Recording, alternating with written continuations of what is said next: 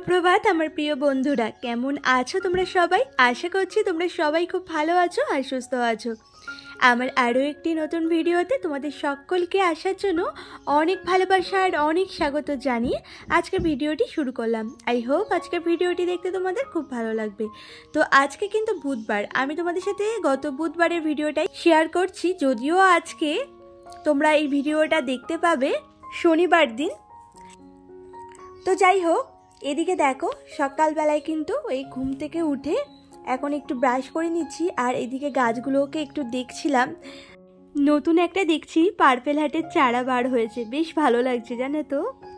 আর এদিকে দেখো আলু গাছটা কত বড় হয়ে গেছে জানো তো। ওখানে একটা ছোট্ট আলু চোকলা আমি রেখেছিলাম, সেখান থেকে দেখলাম কি গাছ বেরিয়ে গেছে, খুব ভালো লাগে জানো তো। আর আমাদের বাড়িতে না অনেকগুলো আলু গাছ হয়েছে, আমি অনেকগুলো এরকম চোকলা চারিদিকে ছড়িয়ে দিয়েছিলাম, গাছ হওয়ার জন্যই দিয়েছিলাম।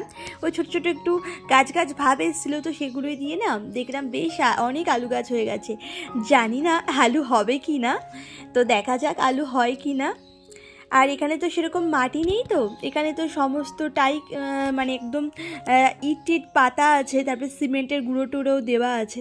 তো যাই হোক, এরপরে দেখো এখন করে নিয়েছিলাম চা, আর ওদিকে কিন্তু আমরা তিনজন চা খেয়ে নিলাম, তোমাদের দাদাভাই, আমি আর শাশুড়ি মা তিনজনে কিন্তু চা খেয়ে নিয়েছি।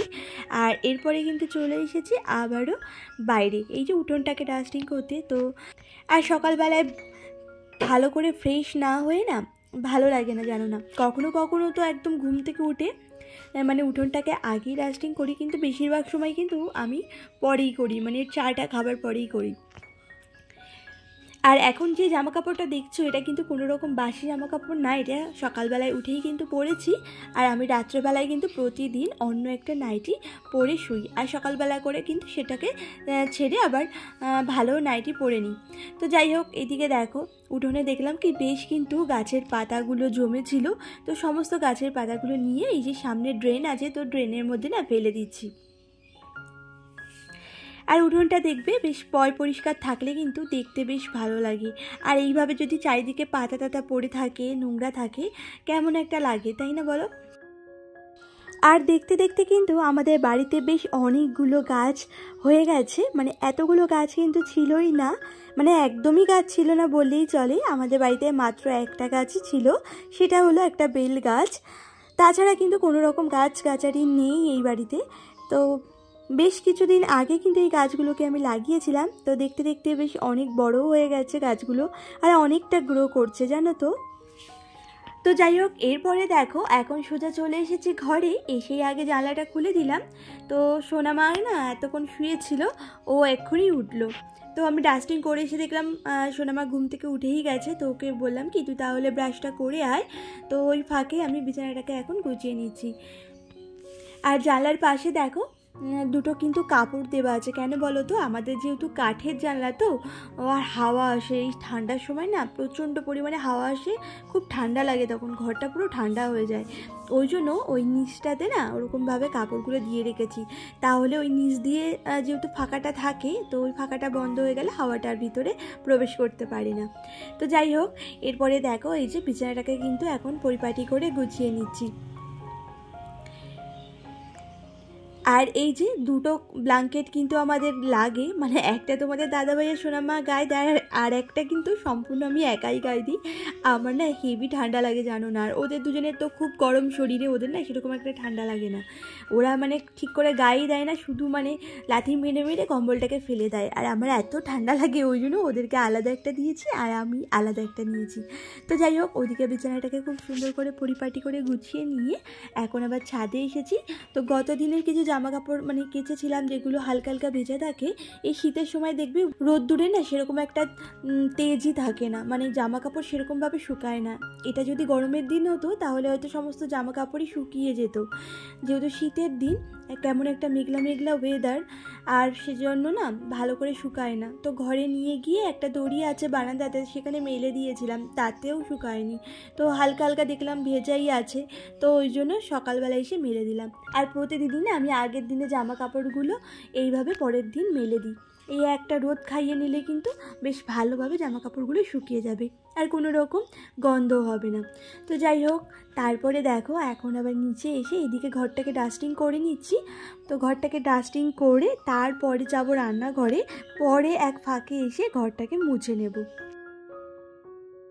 তো বন্ধুরা, আজকে এই পর্যন্ত। ভিডিওটি তোমাদের কেমন লাগছে আমাকে কমেন্ট করে জানাতে পারো, আর ভালো লাগলে আমার চ্যানেলটিকে সাবস্ক্রাইব করে আমার পাশে থাকতে পারো। তো চলো বন্ধুরা, রান্নাঘরে তাহলে যাওয়া যাক। তো এদিকে দেখো, রান্নাঘরে এসে আগে কিন্তু আমি ওইদিকে ভাত বসিয়ে দিয়েছিলাম। আমার কিন্তু ভাত রান্না হয়েই গেছে, তো সেটা আর তোমাদের সাথে শেয়ার করলাম না। তারপরে দেখো এদিকে চিকেন করব, তো চিকেনের সমস্ত কিন্তু কেটে গুছিয়ে এইদিকে দেখো ভালো করে কষিয়ে টুষিয়ে এখন জলও দিয়ে দিয়েছি। আর একটু চিকেন কষা রেখে দিয়েছি তোমাদের দাদাভাইয়ের জন্য, সকালে না খেয়ে অফিসে যাবে। তো যাই হোক, তারপরে রুটি খাবার জন্য না একটু আলুর তরকারি করলাম, মানে আলুর দমের মতো, তো সেটাও বসিয়ে দিয়েছি। আর একটু ডালও করেছিলাম। আর তারপরে দেখো এখন ঘরে চলে এসেছি, আর ঘরে এসে এখন ঘরটাকে কিন্তু মুছে নিচ্ছি। আর রান্না করার ফাঁকে ফাঁকে কিন্তু আমি এইভাবে অন্য কাজগুলো সেরে নিই, তাহলে কিন্তু রান্নাগুলো যেমন ঝটপট হয়ে যায়, তেমন অন্য কাজগুলোও কিন্তু খুব তাড়াতাড়ি করে সেরে নেওয়া যায়। আর জানো তো বন্ধুরা, পরিবারের সকলকে ভালো রাখতে গেলে কিন্তু নিজেকে ভালো থাকাটা খুব দরকার, আর সেজন্যই সবসময় ভালো থাকার চেষ্টা করি। আমার শরীরটা এমনিতেও খুব একটা ভালো নেই, একের পর এক ঝড় তো আমার মধ্য দিয়ে বয়ে চলে গেল। মানে এত বড় বড় আমার দুটো পরপর অপারেশন হয়ে গেছে না, যে কি বলবো, খুব কষ্ট পেয়েছি জানো তো। এখনও পর্যন্ত ওষুধগুলো আমাকে খেয়ে যেতে হয়। তো যাই হোক, এরপরে দেখো সোজা চলে এসেছি ছাদে, আর এখন জামা কাপড়গুলো কেচে নেব। ওইদিকে রান্না করতে করতে এক ফাঁকে এসে কিন্তু জামা কাপড়গুলো ভিজিয়ে দিয়ে গেছিলাম, তাও প্রায় অনেকক্ষণই হয়েছে। আর এখন তাই জামা কাপড়গুলো কেচেও নিতে পারছি। আর জামা কাপড়গুলো দেখবে বেশ অনেকক্ষণ ধরে ভেজানো থাকলে বেশ ভালো পরিষ্কারও হয়। আর আমি কিন্তু জামা কাপড়গুলোকে মানে দুবার করে ধুই। একবার তো ভালোভাবে ধুয়ে নিয়ে তারপরে আবার ওই জলটা ফেলে দিয়ে আর একবার করে ধুয়ে নিই, নইলে না কেমন যেন ফেনা ফেনা থাকে। তো দুবার করে ধুয়ে নিলে জামা কাপড় থেকে ফেনাগুলো বের হয়ে যায়, আর খুব ভালো কিন্তু পরিষ্কার হয়। তো যাই হোক, এরপরে দেখো জামা কাপড়গুলোকে এখন মেলে দিচ্ছি এক এক করে। আর এখন বেশ ঝলমলে রোদ, কিন্তু রোদের না সেরকম জোরই নেই। জামা কাপড়গুলো কেচে দিলামই ঠিকই, কিন্তু এগুলো শুকাবে না আজকে, জানো তো। সেই আমাকেই জামা কাপড়গুলো নিয়ে ঘরে গিয়ে মেলতে হবে, আবারও কালকে সকালবেলা এসে জামা কাপড়গুলোকে আর একবার রোদ্রে দিয়ে দিতে হবে। তো এইভাবেই কিন্তু চলছে। আর একটু সকাল সকাল কাচলে তাও হালকা পাতলা জামা কাপড়গুলো কিন্তু শুকিয়ে যায়, ওই মোটা মোটা জামা কাপড়গুলো হালকা হালকা ভেজা থাকে, আর সেই কাচতে কাচতে কিন্তু একটু দেরিই হয়ে যায়। তো যাই হোক, ওইদিকে জামা কাপড়টা কেচে আবারও চলে এসেছি রান্নাঘরে। আর এখন কিন্তু করে নিচ্ছি পাবদা মাছের ঝাল, তাও আবার সর্ষে বাটা দিয়ে, আর সাথে আলু আর বেগুন দিয়ে। যেহেতু শাশুড়ি মা শ্বশুর মশাই চিকেন খাবে না, আর ওনাদের জন্যই তাই পাবদা মাছের ঝাল করে নিলাম। আর তারপরে দেখো এই যে এখন আবার সমস্ত বাসনগুলোকেও মেজে নিচ্ছি, তো সেটাই তোমাদেরকে বলছিলাম। আর আমার দিকে লক্ষ্য করে দেখো, আমার মাথার এক সাইডে কিন্তু ছোট ছোট চুল বার হয়েছে, ওইগুলো কিন্তু নতুন হয়েছে। যেহেতু আমার এক সাইডে চুলগুলো কেটে দিয়েছিল, তো আমার না অনেক বড় একটা অপারেশন হয়েছে, এই 3 মাস হয়েছে সবে। তো এক সাইডের চুল কিন্তু একদমই পুরোই কেটে দিয়েছিল, একদম চেঁচে দিয়েছিল। আর এতদিন তো দেখতে খুবই বাজে লাগতো সাইড থেকে, এখন তাও চুলগুলো একটু একটু বড় হচ্ছে বলে অতটাও বোঝা যাচ্ছে না। পুরোপুরি বড় কবে হবে কে জানি। তবুও না যতই ভালো করে বড় বড় চুলের ফাঁকে ওই চুলগুলো দিয়ে দিই, তবুও না সেই বোঝাই যায়, জানো তো, ছোটো ছোটো চুলগুলো বার হয়ে আসে। তো যাই হোক, এরপরে দেখো রান্নাঘরটাকে এখন খুব ভালো করে পরিষ্কার করে নেব। আর আমি না প্রতিদিনই রান্নাবান্না করার পরে রান্নাঘরটাকে খুব ভালো করে ক্লিন করে নিই। তো এদিকে দেখো কলটাকে কিন্তু খুব ভালো করে মেজে নিলাম, আর তারপরে এই যে টাইলসটাকেও কিন্তু ভালো করে মেজে নিচ্ছি। আসলে এখানে বাসন টাসন মাজা হয় তো, আর ওইদিকে কিন্তু বাসন মাজার সাবানের ফেনাগুলো এদিকে ওদিকে ছিটে যায়, আর কেমন যেন সাদা সাদা হয়ে যায়, আর জলও ছেটে, ওই জন্যই না একটু স্কচ ব্রাইট দিয়ে মেজে নেওয়ার চেষ্টা করি। তো যাই হোক, এরপরে দেখো সিনের আশেপাশে এরিয়াটা আর সিনটাকেও কিন্তু খুব ভালো করে এখন মেজে নেব।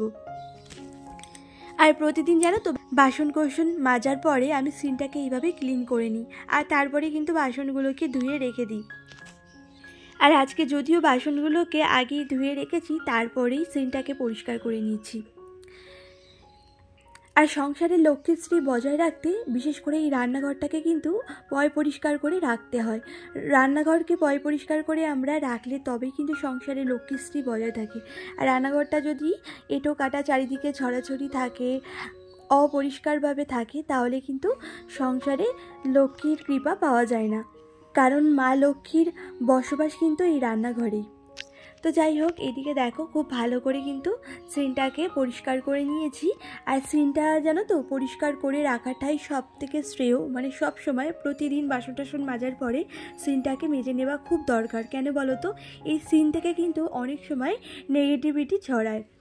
আর সব সময় যদি পয় পরিষ্কার করে থাকে না, তাহলে সংসারে অনেকটা পজিটিভ এনার্জির কাজ করে। পুরো ভিডিওটা দেখার আগে আমার নতুন বন্ধুদের উদ্দেশ্যে শুধু একটা কথাই বলবো, আমার এই ভিডিওটা যদি তোমরা নতুন কোনো বন্ধুরা দেখে থাকো তো প্লিজ তোমাদের যদি আমার ভিডিওটা কোথাও ভালো লেগে থাকে তাহলে আমার চ্যানেলটিকে সাবস্ক্রাইব করে আমার পাশে থেকো, আর একটা কমেন্ট করে জানিও তোমাদের আমার ভিডিওটা কেমন লাগলো। তো যাই হোক, এরপরে দেখো এখন আবার এই যে গ্যাস ওভেনটাকেও স্কচ ব্রাইট দিয়ে না, আর বাসন মাজার যে সাবান সেটা দিয়ে খুব ভালো করে ক্লিন করে নিলাম। আসলে কি বলো তো, এই রান্নাবান্না করার পরে তেল মশলা এটা সেটা তো পরেই, আর সেগুলো দাগ দাগ কেমন একটা হয়ে যায়। আর তার জন্য না স্কচ ব্রাইট দিয়ে একটু ভালো করে মেজে নিয়ে আর তারপরেই এই ভেজা কাপড়টা দিয়ে খুব ভালো করে মুছে নিই। আর আমি কিন্তু দুবার করেই মুছি। এই যে দেখছো ভেজা কাপড়টা দিয়ে মুছি, আবারও ভালো করে ভেজা কাপড়টা ধুয়ে নিয়ে তারপরে আরও একবার মুছে নেব, তাহলে আর গ্যাস ওভেনের সাথে সাথেও থাকবে না। তারপরে দেখো এই যে গ্যাস ওভেনের তলাটাও মুছে নিচ্ছি, কারণ রান্নাবান্না করার পরে দেখবে অনেক সময় ফ্যান এটা সেটা কিন্তু নিচেও পড়ে, তো ওই সরিয়ে সরিয়ে কিন্তু মুছে নিচ্ছি। আর ওই সমস্ত জিনিসগুলো নিচে জমা থাকলে তাহলে রান্নাঘরে আসলে উপদ্রবও বেশি হয়। তো সবসময় গ্যাস ওভেনের নিচটাকেও আমাদের ক্লিন করে নেওয়া খুব দরকার, তাহলে দেখবে রান্নাঘরে আসলে উপদ্রবও সেরকম একটা হবে না। আর তারপরে এই যে রান্না যেহেতু এখানটায় করা হয়, তো এই সামনেটাও একটু মুছে নিচ্ছি। এই টাইলসের এই জায়গাটায় তেলগুলো ছেটে তখন এখানটাও না কেমন তেল চিটচিট করে, তাই জন্য খুব ভালো করে মুছে নিলাম। আর আমার যত দূর হাত যায় তত দূর পর্যন্ত কিন্তু আমি রান্নাঘরটাকে প্রতিদিনই ক্লিন করে নিই।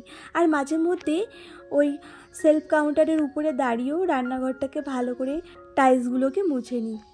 তো সবসময় না সেলফ কাউন্টারের উপরে উঠি না, কারণ অনেকটা উঁচু তো, আর আমি যেহেতু একটু হেলদি হয়ে গেছি, মানে বাই চান্স যদি পড়ে যাই, আর রান্নাঘরটা এত তেল তেল হয়ে যায় না যে কি বলবো।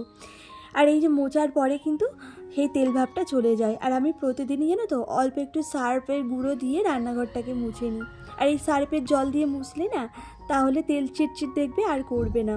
আর চিমনি লাগানো থাকলে হয়তো এত তেল তেল ভাব হতো না, যেহেতু চিমনি লাগানো নেই, অ্যাডজাস্ট আছে, তো অ্যাডজাস্ট ফ্যানটা না আমি বেশি একটা চালাই না, ওই মাঝে মধ্যে একটু চালাই। তো যাই হোক বন্ধুরা, আজকের ভিডিওটা এই পর্যন্তই শেষ করছি। যদি ভালো লাগে চ্যানেলটিকে সাবস্ক্রাইব করে ভিডিওতে লাইক দিয়ে দিও।